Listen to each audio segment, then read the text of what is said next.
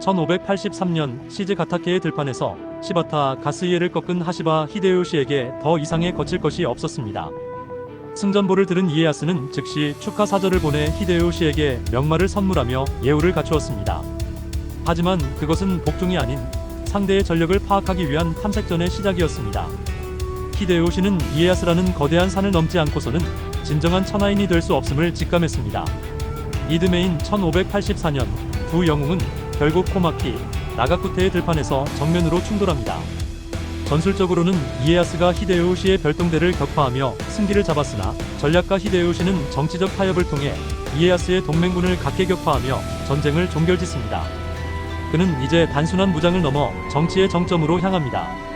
1585년 천황으로부터 도요토미라는 성씨를 하사받고 관백의 자리에 오른 그는 칼이 아닌 천하의 질서를 재편하기 위한 거대한 포석을 두기 시작합니다.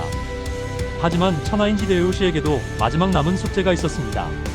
관백이라는 최고 관직에 올랐음에도 간토의 강자 이에야스만은 여전히 무릎을 꿇지 않고 있었기 때문입니다. 히데요시는 여동생을 이에야스의 정실 부인으로 보내고 결국 자신의 친어머니까지 인질로 이에야스의 본거지인 오카자키로 보냈습니다. 어머니까지 보낸 히데요시의 성의에 명분이 사라진 이에야스는 마침내 1586년 10월 27일 교토에서 히데요시를 아련하고 가신으로서의 예를 갖췄습니다. 이를 통해 히데요시는 도카이 지역의 강력한 경쟁자였던 이에야스를 피 한 방울 흘리지 않고 자신의 세력권으로 편입시키는 데 성공했습니다. 이제 히데요시의 시선은 서쪽으로 향합니다. 시코쿠를 호령하던 조소캅의 모토치카가 굴복했고 뒤이어 규슈의 강력한 맹주 시마제 가문마저 도요토미의 압도적인 병력 앞에 무릎을 꿇었습니다. 이것은 단순한 승리가 아니었습니다. 사적인 전쟁을 금지한다는 히데요시의 소부레이가 일본 전역에 강력한 법령으로 자리 잡는 과정이었습니다.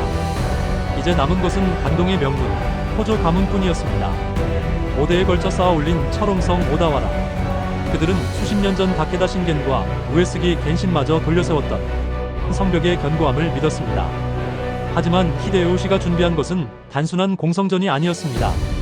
그는 일본 전역에서 20만 명의 대군과 무한한 군량미를 동원하여 적의 길을 꺾는 압도적인 물량의 차이를 보여주어 스스로 항복하게 만들 전략을 세웁니다.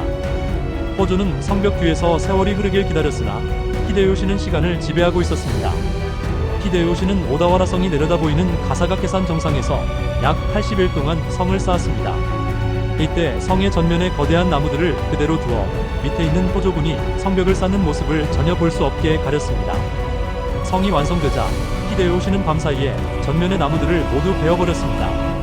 다음날 아침 호조군이 산을 바라보았을 때 어제까지 숲이었던 곳에 거대한 석벽과 기와 지붕을 갖춘 천수각이 갑자기 나타난 것처럼 보였습니다. 호조군은 히데요시는 신통력을 부려 하룻밤 만에 성을 짓는 자라는 공포에 빠졌고 이는 곧 호조 가문이 전의 상실과 항복으로 이어졌습니다. 안개 낀 오다와라의 아침, 거치는 안개 사이로 나타난 황금빛 천수각은 호조의 전투지속 의지를 무너뜨리는 가장 잔인한 신기루였습니다. 1590년 7월 석 달간의 포위 끝에 호조 가문이 최종적으로 항복을 선택하면서 난공불락이라 믿었던 오다와라의 문이 열렸습니다.